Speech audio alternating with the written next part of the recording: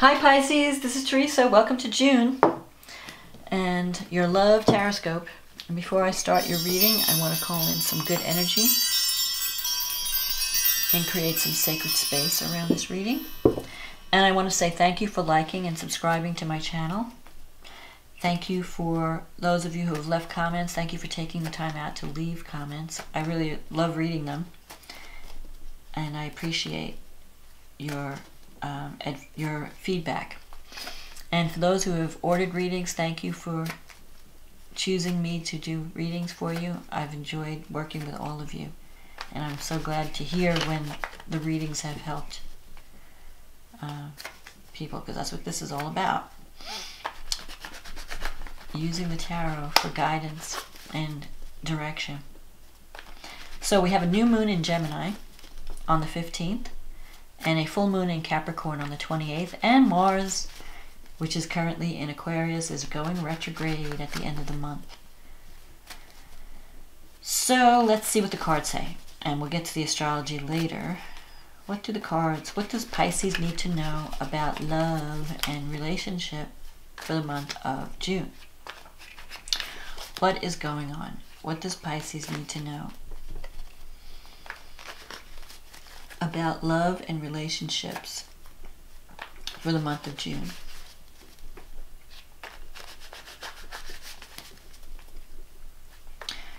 What does Pisces need to know about love and relationships for the month of June?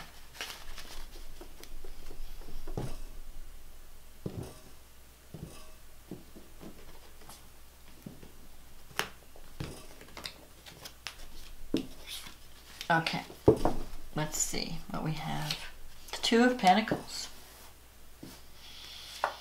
the Knight of Pentacles, the Ace of Wands, the Nine of Cups, the Lovers, the Ace of Swords,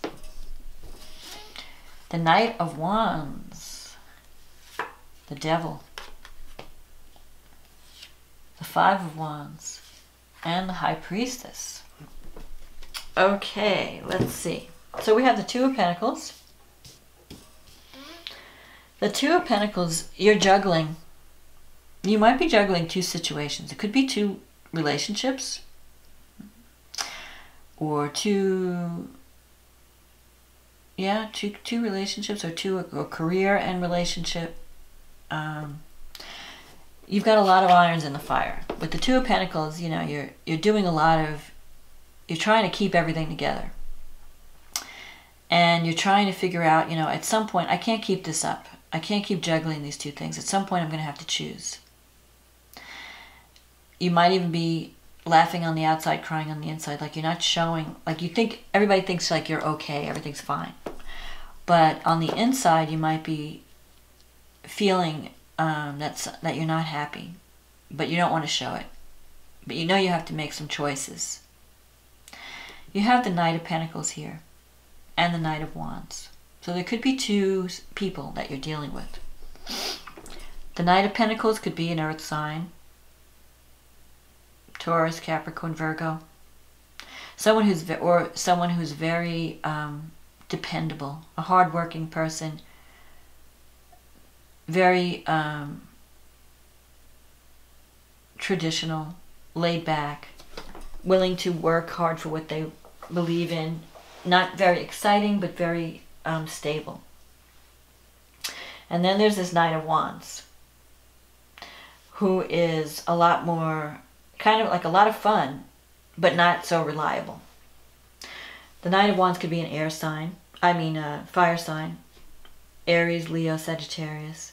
But even if it's not the sign, the energy of the Knight of Wands is movement, adventure. Like, they're the kind of person that blows into town and say, hey, what are you doing tonight? Let's go, you know, do this. Or, hey, let's go away for the weekend. They're very spontaneous. So they live in the moment. But they're not, they're always on to the next adventure. They're not one to stick around long. They're not one to be a stick in the mud. So if they feel that someone is being, you know, holding them back, dragging them, holding them down, they might just like leave you behind, because they've got places to go and people to see. They've got this energy of adventure. and fun. And you might be feeling like maybe your life can use some of that adventure. Because the Knight of Pentacles is a little different. They're more concerned with security. They're more concerned with, okay, I'm going to work hard, and I'm going to save my money, and I'm going to have this, buy a house, and have my little, my security blanket. They're not they don't like to take risks. So you could be dealing with two different people, or it could be the conflict could be within yourself of, do I choose what's secure, what's stable, what's predictable, or do I go off on an adventure because I'm tired of the same old, same old? You have the Ace of Wands here. This is a card of new beginnings. And you have the Ace of Swords. So there are some new beginnings coming up. That the Ace of Wands has already, actually it's already started. This is from the past. So you've already began something new. And you've already started something that is bringing you a lot of joy. Like the Nine of Cups is the wish fulfillment card. So this could be a new job, a new relationship that's bringing you something that you've wanted for a long time. It's bringing you happiness. It's fulfilling a wish that you've had. And the Lovers coming up in the near future. It could be a very strong or very significant relationship that you've wanted for a long time. But there's an element of choice with the Lovers. There's also some internal conflict because you have the Five of Wands here. You're not sure, is this the right path for me? Am I going in the right direction? The Devil card in your environment could mean a strong physical attraction to someone. It could be more sexual than spiritual, where you're feeling drawn to this person. Sometimes the Devil card can represent addiction. So you could be connected with someone that's struggling with addiction. Some type of addiction. Or you could be connected with someone who has a lot of fears, who's afraid of being overwhelmed, afraid of losing themselves in a relationship. Because the Devil can be fear, the Devil is passion, the Devil is obsession. Someone could be obsessed with you, or you with them.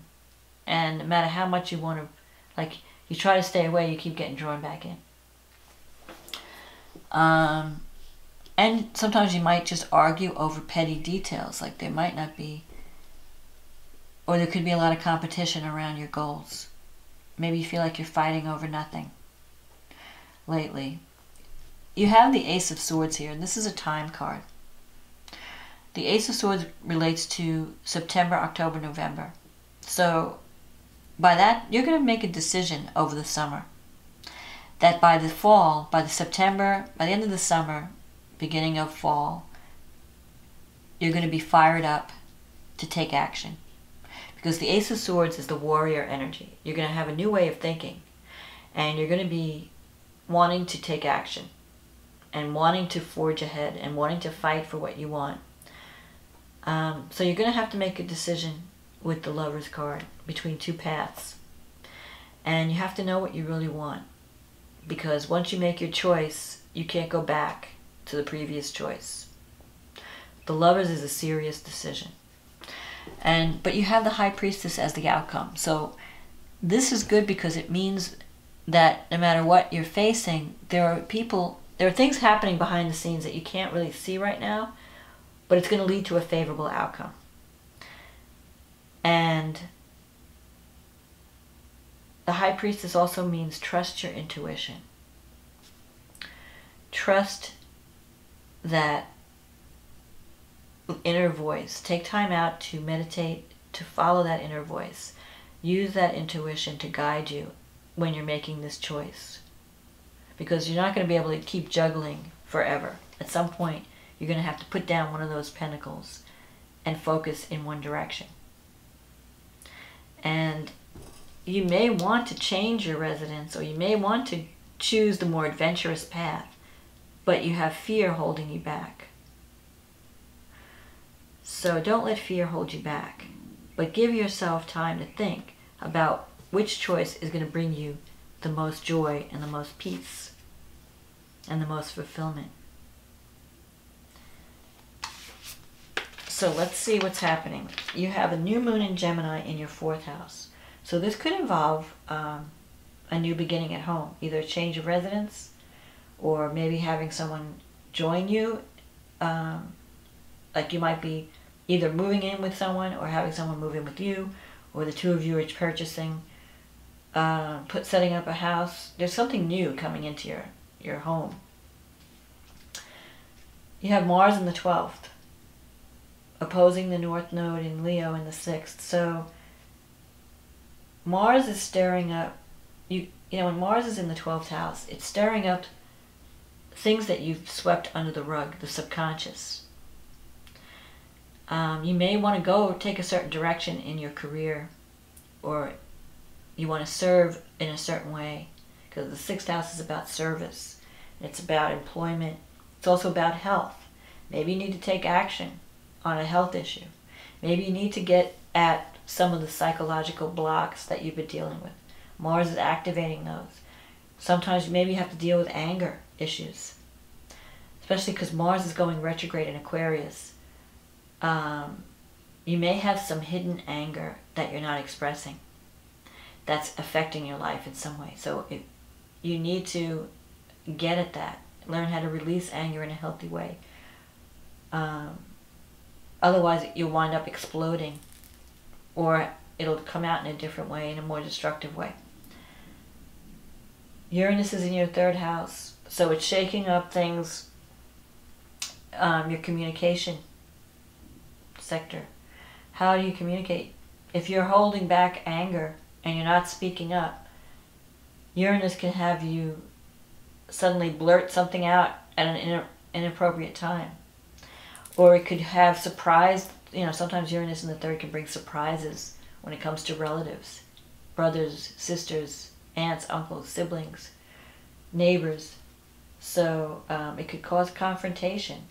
So you don't want to repress your anger. You want to learn to release it in healthy ways, or communicate in a healthy way. And you want to get at any psychological blocks. You have Mercury in the 5th house opposing Saturn in the 11th. So you could be involved in a writing project or a creative project that involves communication.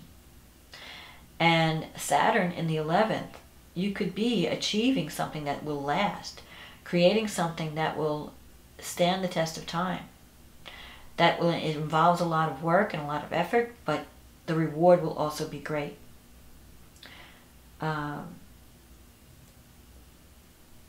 Maybe you're working even from home, because the 4th house is important. But I don't know, I feel like there's going to be changes in your home, new beginnings in the home, while you're working on this creative project. So maybe you decide to move in, or you have like a partner move in with you. Now the full moon in Capricorn is happening in your 11th house. So something is coming to completion, some creative project. You might be launching something that has been a dream that you've been working on for a long time, and now it's finally ready for public viewing. And it's going to get you recognition, because Saturn always brings Saturn brings stability and recognition. And the 11th house, you could be joining a group that's been around a long time, that's very conservative, that can bring you some recognition.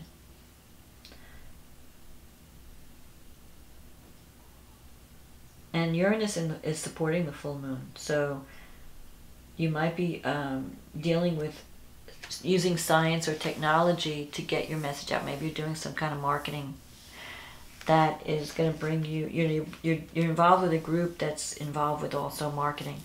And it's going to it could even reach a global market, because you have Jupiter in the 9th house.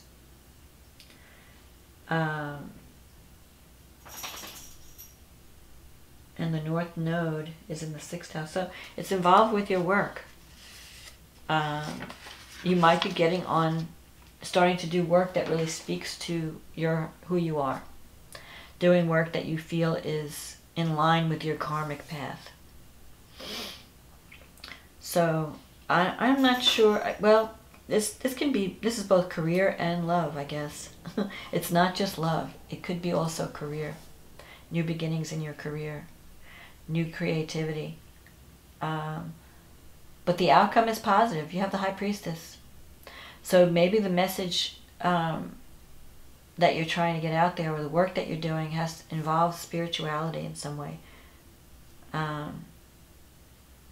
Heal intuition, intuitive learning, intuitive knowing.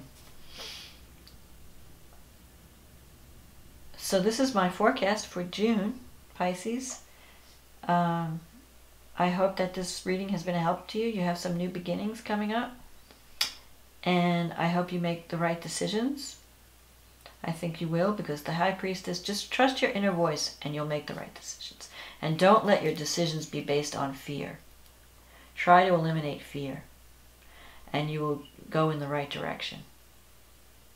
So if you want to have a private reading, you can check the link below in the description box, and we can be working together. In the meantime, enjoy June, and I wish you much luck, much love, and much success. And I will talk to you again next month. Okay, bye now.